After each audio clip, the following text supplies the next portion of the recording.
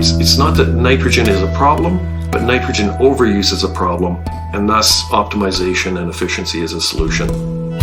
Knowledge for Resilience, a cross-commodity podcast brought to you jointly by the Peace River Forage Association, the Peace Region Forage Seed Association, the BC Grain Producers Association, and the Northern Cohort. Welcome to episode 20. I'm your host, Nadia Mori. Today we talk about the nitrogen treadmill. No worries, there's no running required. So sit back and relax as I chat with Darrin Qualman as he shares his thoughts and insights about how the Canadian farming community can manage their nitrogen use by gearing down the treadmill.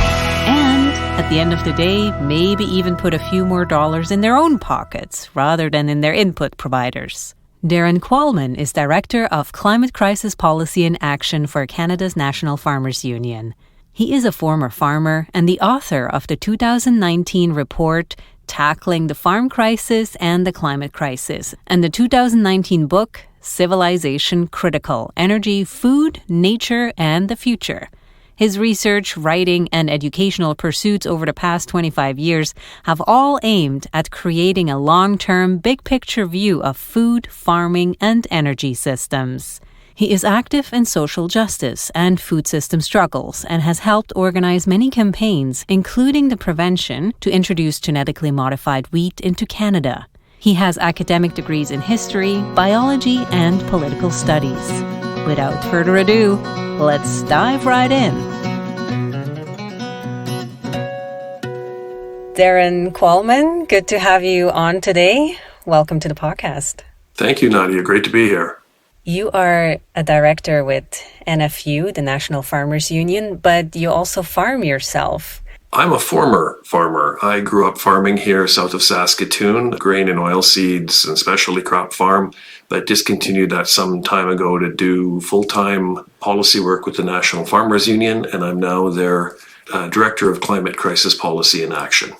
What brought you to work with the National Farmers Union? I guess just the desire to work with farmers and government toward a set of policies that support family farms, sustainable agriculture, diverse agriculture, just to make things better for rural Canadians and farm families. Now, you mentioned you're the Director of Climate Crisis Policy and Action. What are some of the key policies and programs you have been working on, and maybe which one are you most proud of or most passionate about? So the government has an economy-wide target to reduce emissions by 40% by 2030 and to near zero by 2050. There wasn't a lot of talk as recently as 2019 in terms of how agriculture would fit into that. And we did a fairly path-breaking report called Tackling the Farm Crisis and the Climate Crisis that looked at where the emissions come from and how we might make changes to reduce them, how we might support farmers as we do that, but also how we could move towards some more transformative changes. So while a lot of the discussion is around tweaking the current system with techno add-ons to shave a bit of the emissions off here and there, we thought that, the changes implied by moving toward near zero emissions by 2050 are so large that as we tackle that part of the sustainability question, we can sort of look at food systems and agriculture overall and make some of the other changes and fix some of the other problems. You mentioned the report that NFU released, and even more recently there was a discussion paper, and it looks like you were the key author on it, called Nitrogen Fertilizer: Critical Nutrient, Key Farm Input, and Major Environmental Problem. Maybe before we dive deeper into that, what were some of your personal key takeaways from working on that extensive discussion paper? Yeah, the genesis of that paper was when we did look at agricultural emissions, we found that they were rising. And again, that is incompatible with the overall need to reduce by 2030 and 2050. And when we dug deeper, we found that the reason agricultural emissions overall were increasing wasn't because there were greater emissions from cattle and livestock or because farmers were using more fuel. The main reason that emissions overall were rising was because emissions from nitrogen fertilizer were rising. and that the reason the emissions from nitrogen fertilizer were rising was because we were using more and more nitrogen all the time, more and more fertilizer tonnage. So if agricultural emissions were to decline, clearly we had to look deeply at how we could better manage nitrogen fertilizer. The report kind of describes it as being on a yield maximizing treadmill. And if you've ever run on a treadmill, it's kind of tricky when you stop it right away. You almost are being yanked off the back of it. So it's a very complex topic in terms of how to get off that treadmill. But what are some of the initial suggestions that came out of maybe your discussion paper? Yeah, and the treadmill analogy can be tricky. We don't think we want to stop it exactly. The system currently is making farmers run faster and faster. We are pushing for ever higher agri-food exports, ever higher yield, ever higher production. And in practice, what that tends to mean is we're also then pushing for higher and higher input use, and specifically higher and higher fertilizer use. And one of the things we are trying to help government understand is that agriculture itself does not have to produce significant greenhouse gas emissions. Farmers have been farming for millennia, and for most of that time, it was zero emission.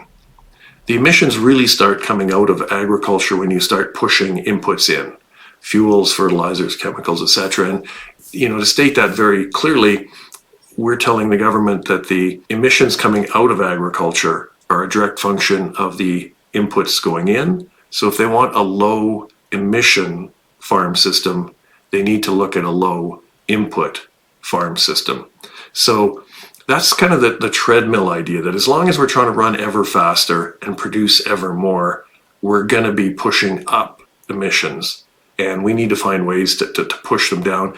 And the other aspect of the treadmill is this: the agribusiness companies that sell a lot of these inputs have really installed themselves as the primary beneficiaries, capturing 90, 95, 97% of the wealth. So farmers' margins are squeezed. So because farmers are highly input dependent, their margins are low, the solution, we're told, is produce more, that treadmill again.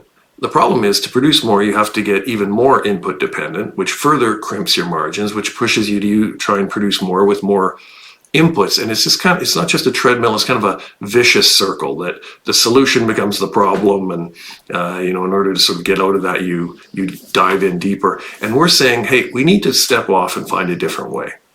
So along those lines, I feel like synthetic fertilizers are getting a bit of a bad rap these days, especially sort of in the general public. What would you say to a farmer who, they're trying to get off the treadmill, or at least slow it down or get out of the vicious cycle, but they're still depending on the synthetic fertilizers? What would you say to them about when they feel kind of villainized about the use of it? Yeah, and that's really a key point. And you talk about a bad rap. What we did in our report was really tried to show both sides. We showed that, in the world that we have right now, with the consumption and production and the populations, etc., fertilizer is absolutely essential. Fertilizer is a key feedstock into agriculture, into this civilization. It boosts yields. It really is something that brings a lot of benefits, and we list all those benefits, expanded food supplies, etc., and a contribution to farm income.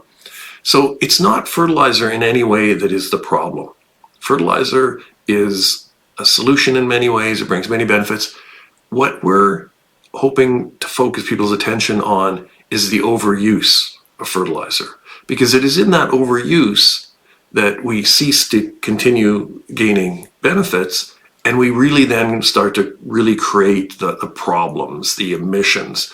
And the emissions are manyfold. People usually think of fertilizer emissions as a climate problem, but those same gases and emissions can destroy ozone, find their way into groundwater, into surface water, into oceans, into lakes. They can acidify soil, they can change biodiversity. Because nitrogen is so central to the biology of everything on Earth, increasing its supply changes everything in the biosphere and has a whole bunch of effects. So it's not that nitrogen is a problem, but nitrogen overuse is a problem, and thus optimization and efficiency is a solution.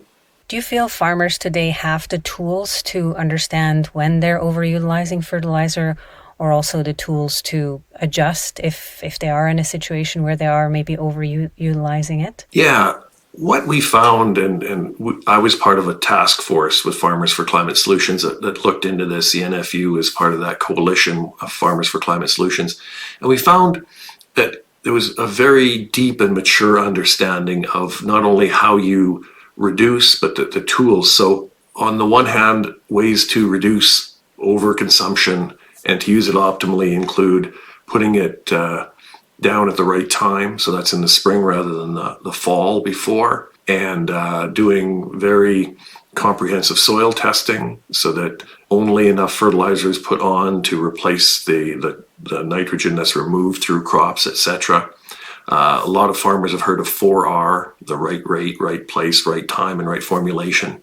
So all of that, part of that is enhanced efficiency fertilizer, which can include nitrification and urease inhibitors and sometimes coatings. And that alone can almost accomplish that 30% reduction in emissions we're talking about. So there's a very well-developed suite of approaches and best management practices, and that's backed up by soil testing and science. So I think we do have what we need to move forward to reducing emissions.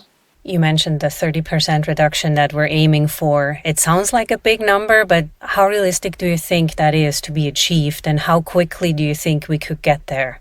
The target is a 30% reduction in emissions, not fertilizer tonnage. And that's a distinction that unfortunately has to be made over and over again because many people are trying to muddy the water and spread misinformation and saying that fertilizer use will fall, thus food output will fall, thus people will go hungry. And for a whole lot of reasons, none of those connections are true. It's a reduction in the greenhouse gases coming off of fertilizer, not the fertilizer itself. And the 30% reduction in emissions target was made after extensive consultation with experts in the field, scientists that have looked at this for a long time. There's a network of nitrogen specialists in universities across Canada. And when they looked at it, when the federal government looked at it, when Farmers for Climate Solutions looked at it, everybody came to the same conclusion that 4R and enhanced efficiency fertilizers and soil testing and a suite of things that are already well developed can get us that 30% reduction in emissions. And the government's target is 2030. I think that's realistic.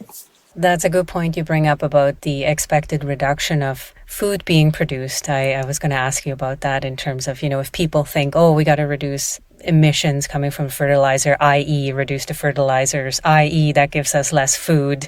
But you just said that's not really true. Do you want to just expand a bit on that? People that try and connect emissions reduction to famine make a lot of connections, and just every one of those connections isn't true. So emissions reduction does not equal reduction in fertilizer tonnage. And reduction in fertilizer tonnage in some cases need not even equal reduction in food output, because in places where the tonnage is being over applied and going to waste, if farmers happen to be putting on 5 or 10 more percent more fertilizer than they need, that could be reduced and the yield would stay the same. But even going down the list of those connections, that somehow if we produced less food, and again, no one's saying we will, but even if we did, this idea that would lead to people going hungry, it benefits us to look at what we do with that fertilizer expanded food supply. So yes, we push more fertilizer in and that pushes more food out. We're maximizing food production, maximizing fertilizer use. But then we do a lot of unwise and wasteful things with that food. In Canada, about 40% of our food is wasted, sent to the landfill, uneaten. Worldwide, it's about 30%. We turn a bunch more food, corn, soybeans, wheat, canola, other grains, into biofuels. And a lot of that goes into powering vehicles that may be going on trips they don't need to go on. So it's questionable whether turning all that food into biofuels, whether all of that's a good idea. We turn a lot of food that's highly nutritious into junk food that is denutritionalized, nutritionally disfigured, and when consumed at high rates doesn't make us better off. It gives us health problems. So does that food, do those tons need to be there? And then we feed a lot of high quality grain to livestock, and those systems are unfortunately inescapably inefficient in that they turn 5 or 10 calories or 5 or 10 units of protein in that grain into 1 calorie or 1 unit of protein in the meat. And I'm not in any way making a case against meat production or consumption, but if grain is going to be fed, it should probably be low quality grain that's damaged by weather or something and has no other use. Or that meat should be produced through grazing. And grazing is very, very positive and supports biodiverse grassland ecosystems. So all this to say, we're maximizing production on the one hand, but then we're wasting a lot of it on the other. So there's a lot of slack in the system. So we're nowhere along this chain of causation do we risk leaving ourselves without enough food to feed the people that need to be fed. From where you're sitting with the NFU and working on these policies, like what are sort of the big hurdles that you're working on to make that standpoint heard, that A, we do have the opportunities and the tools within the agricultural community to make those adjustments, but also that there's other components like the consumer who need to come up to the table and do their thing. What are sort of the cutting edge pieces you're working on?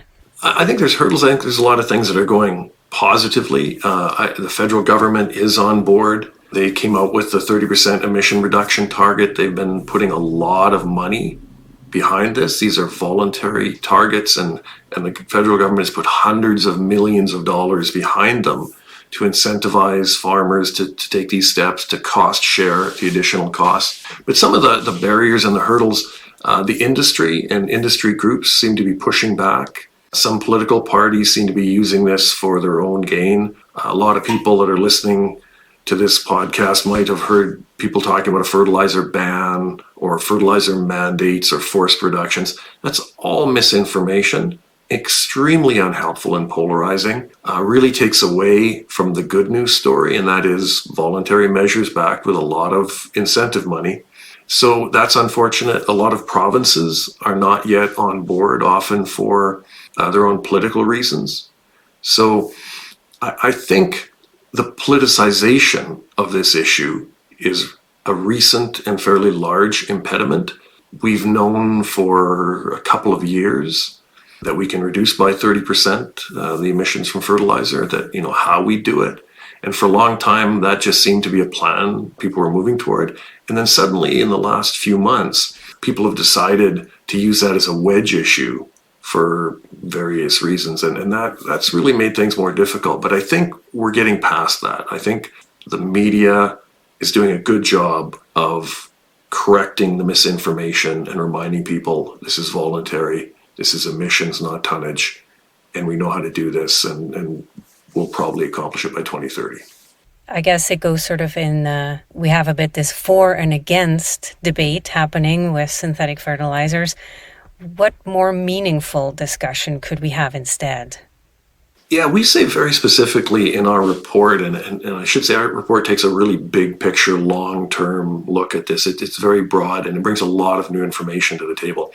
We say very clearly, it doesn't make any sense to be for or against nitrogen fertilizer. Nitrogen fertilizer is a key feedstock for the world in which we live, the people, the cities, the economies, the crops, the food production systems. What you need to be against is the overuse of nitrogen fertilizer, because that's what drives the environmental impacts without giving any offsetting benefits. It's just all loss and no gain. So there's no point in demonizing nitrogen fertilizer. It is really a key part of our food systems and brings a lot of benefits. But we do need to focus on it and be much more careful in our use and optimize that use and use efficiencies rather than what we've been doing for most of the last couple generations, which is really maximizing the use. If you look at a graph of nitrogen fertilizer use in Canada, it just doubles and redoubles, and it's still going up very steeply. And that just isn't compatible with what we have to do in the coming decades around emissions reduction. Do you think if you had a time machine and you could go back to when the Haber-Bosch process was developed, what would you say to the policymakers back then, or how would you influence policy or regulations at the time to maybe get us not onto that treadmill from the beginning?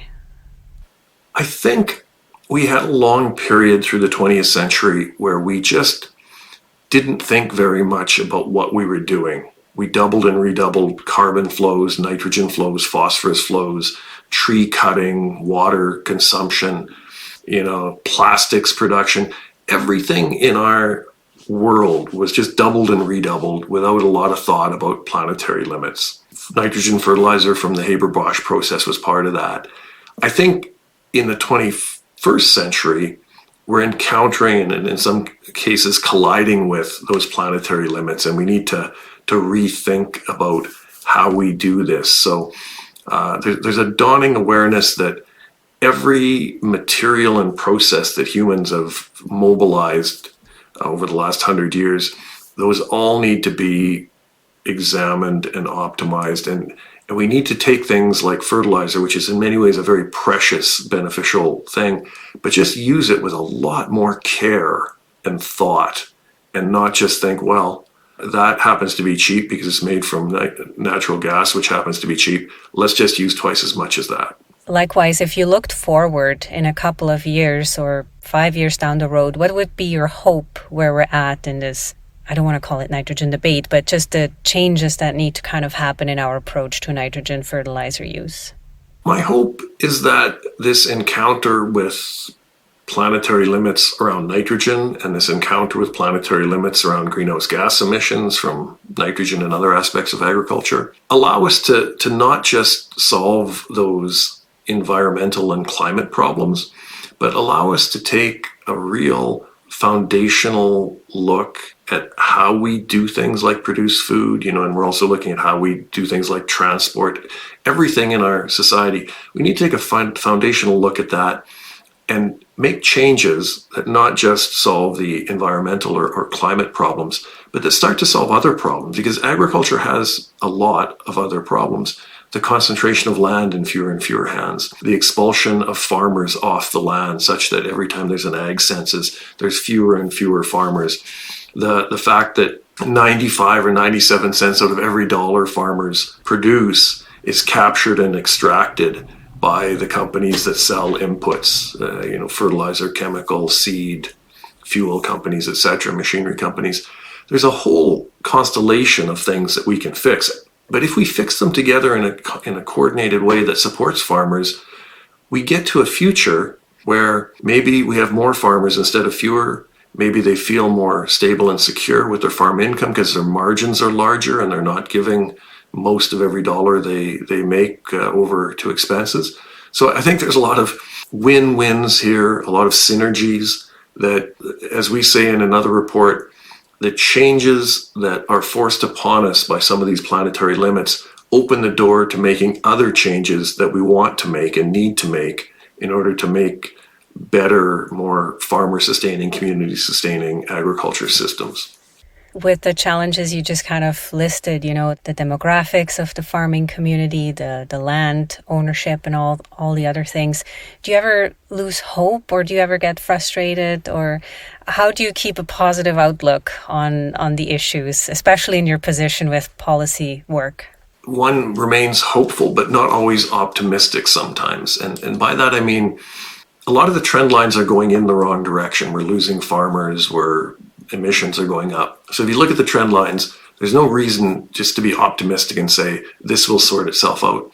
Yet, nonetheless, you can be very hopeful because things seem to be proceeding in one direction and then something comes along and there's this non-linear change and things can go in a significantly different direction. So I think there's a growing realization that change is necessary and also positive and beneficial.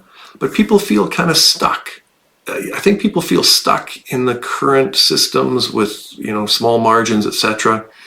And one thing that I say to myself and say to other people and to farmers as well is the way we're doing things right now won't be the way we're doing things in 30 years. And we know that because the way we're doing things now isn't the way we did things 30 years ago.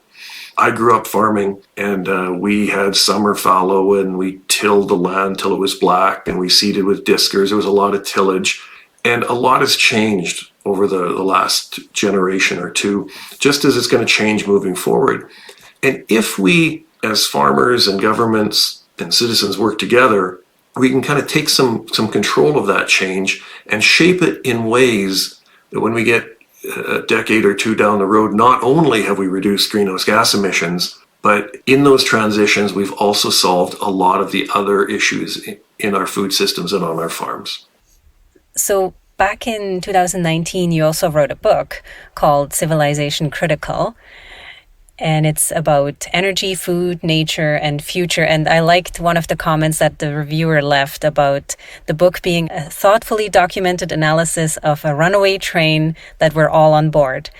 And that anybody who's worried about the track ahead should read it, and anybody who's not worried about it should read it more than once.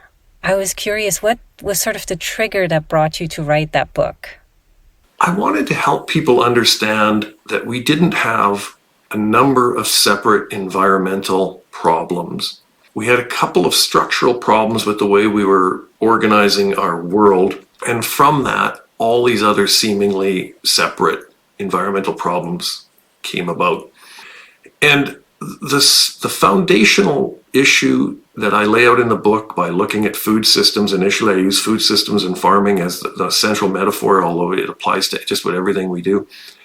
The change that was made in the 20th century that was wholly unprecedented was a move from circular systems to linear systems. The biosphere ran for billions of years by moving nitrogen, phosphorus, carbon, water in a circle. And even human systems before the 20th century, there was a lot of circular flows there. Nutrients cycled locally, everything that farmers used was probably sourced very locally, and things kind of moved in a circle. And to take agriculture as an example, I point out what we did through the 20th century is we took those circular flows of nitrogen, phosphorus, energy supply, even knowledge, and certainly seeds. We took all of those circular flows that had underpinned agriculture for 10,000 years. We cracked open those circular flows, made them linear, stretched them out, and found ways to jam millions of tons of inputs into one end to push more food out the other end,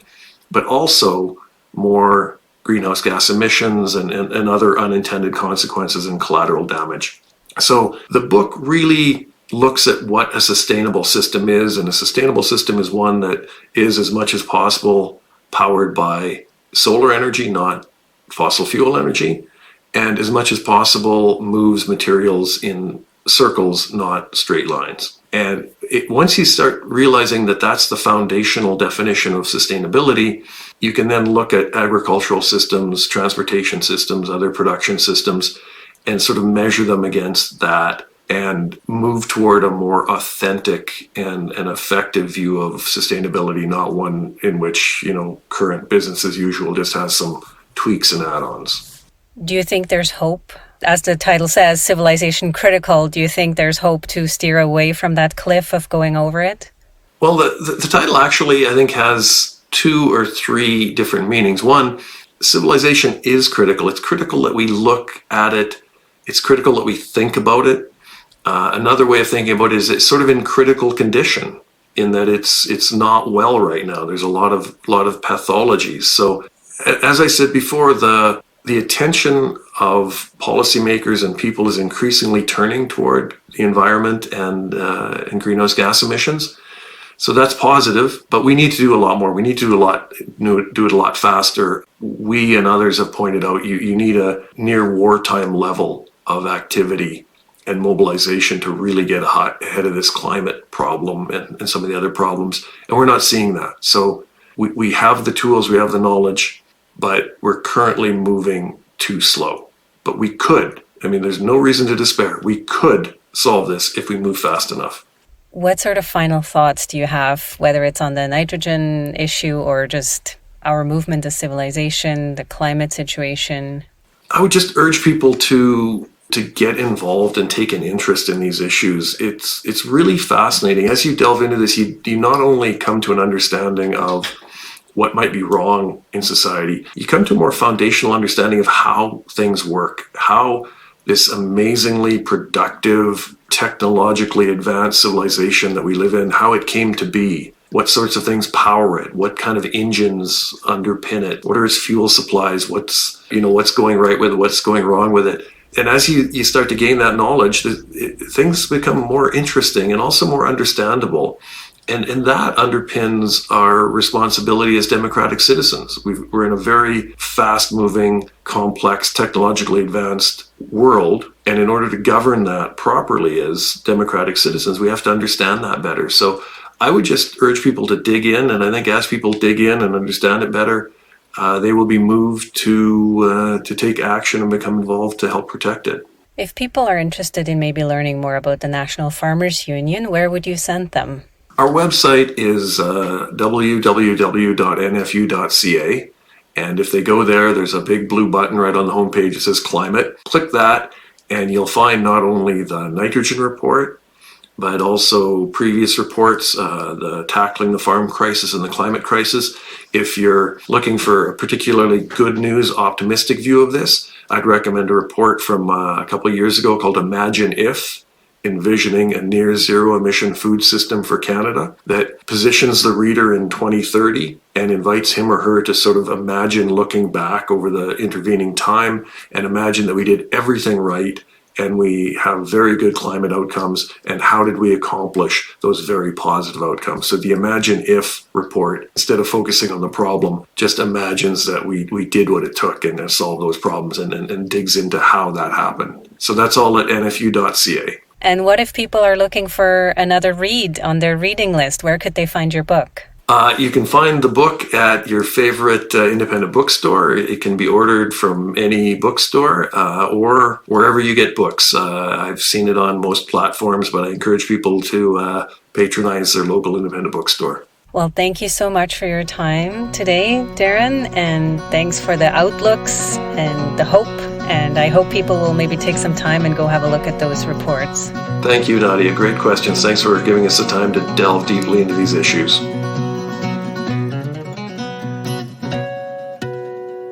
Welcome back. Wherever you stand on a nitrogen discussion, I hope this gave you some things to ponder. This might also be a great opportunity for you to go do your own research and see how things stand when it comes to food production and fertilizer.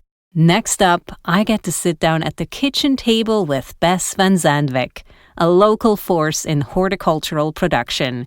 A transplant to the Peace region herself, she has put down her roots and is exploring how local communities can be more food secure with the growth of more local food producers. If you found value in this or other episodes of our Knowledge for Resilience series, please share with your friends, family, and colleagues. You can find us on various podcast platforms, including Podbean, Spotify, iHeartRadio, Google Podcast, or, of course, the Four Partner Association websites. Wherever you tune in from, make sure you like, subscribe, hit the bell, and follow us so you never miss another episode. Funding for this project was provided by the BC Hydro Peace Agricultural Compensation Fund. Thank you so much for making this project possible and supporting local agriculture in the Peace and beyond. For feedback or suggestions on other great Peace region-related agricultural topics, email us at coordinator@peaceforage.bc.ca. Until next time, stay informed, stay resilient.